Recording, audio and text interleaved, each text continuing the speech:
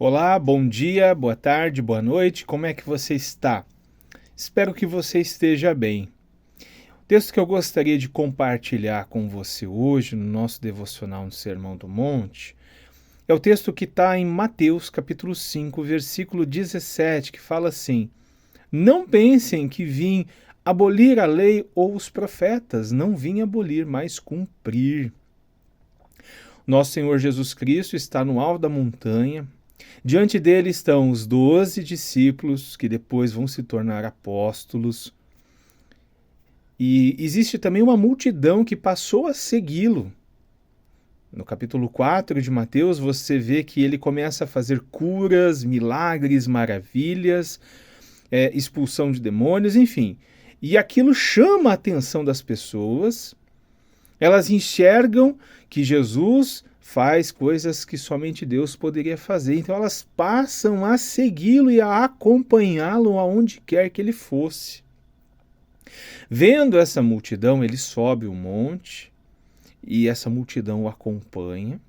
E era normal, a multidão volta e meia estava perseguindo Jesus, acompanhando aonde quer que ele ia.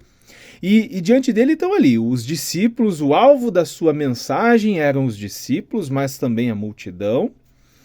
E após ele falar as bem-aventuranças, ou seja, após ele mostrar o caráter, o coração do seu discípulo, como que o seu discípulo deveria se relacionar com Deus e como que ele deveria se relacionar com o próximo, após ele falar a respeito de ser sal e luz, então ele entra numa outra parte do Sermão do Monte, a partir aqui do verso 17, e aonde ele vai começar a falar a respeito da lei. E como que ele interpreta a lei, como que ele se relaciona com a lei de Deus. E quando ele fala lei aqui, nós temos que entender que é o Antigo Testamento. No tempo de Jesus, não existia ainda o Novo Testamento. O Novo Testamento começa a ser escrito aproximadamente 20 anos depois da morte e ascensão de Jesus. Então, quando ele fala, não pensem que vim abolir a lei ou os profetas, então lei e profeta, Jesus está se referindo a todo o Antigo Testamento, né, que principalmente inicia com os livros da lei, os 5 livros de Moisés, tem os profetas e tem os salmos. Então, Jesus, volta e meia, vai estar falando a respeito de lei, profeta e salmos, lei, profetas e escritos, né? Então, quando ele fala isso, ele se refere ao Antigo Testamento. E é possível que no meio daquela multidão, é possível que no meio dos seus discípulos, alguém estivesse pensando, bom, o mestre vai trazer uma nova mensagem, vai trazer uma nova revelação, vai trazer uma nova palavra de Deus. Mas ele para e ele fala, não pensem que eu vim abolir a lei, não pensem que eu vim abolir os profetas, eu não vim abolir, eu não vim excluir, eu não vim cancelar, eu vim cumprir.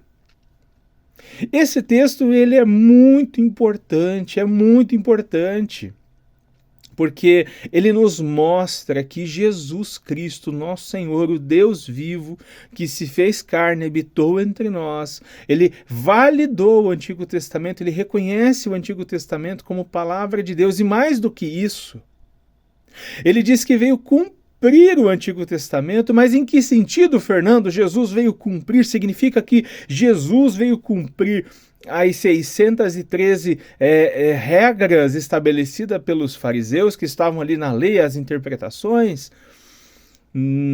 O que Jesus está dizendo aqui? Bom, quando Jesus fala, eu vim cumprir, nós temos que entender que todo o Antigo Testamento não é um monte de palavras e atos de Deus desconectos, mas que todo o Antigo Testamento é uma grande história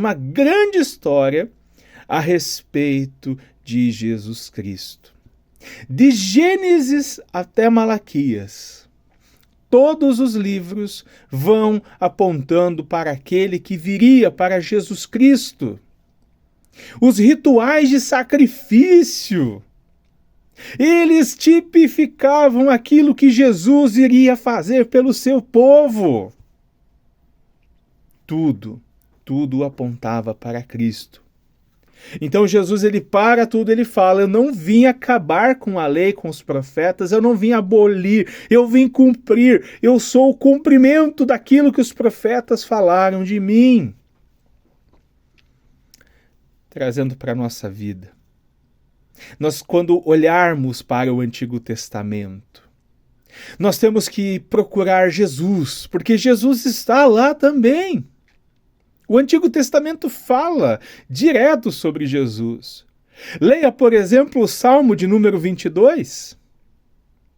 E você vai ter a oração de Jesus na cruz. Quando olharmos para o Antigo Testamento, devemos ver ele como uma grande narrativa, como uma grande história conectada, e essa conexão entre os atos e palavras de Deus tinha um alvo: apontar para Cristo, para o Messias que viria. No próximo vídeo eu quero compartilhar um pouco mais, eu não vou me estender para não deixar esse vídeo tão longo, mas eu te peço, se você ainda não é inscrito, se inscreva. Se você gostou desse conteúdo, comenta, compartilha, curta, envie para alguém. Que Deus abençoe a sua vida, que Deus abençoe o seu dia e até a próxima. Fiquem com Deus.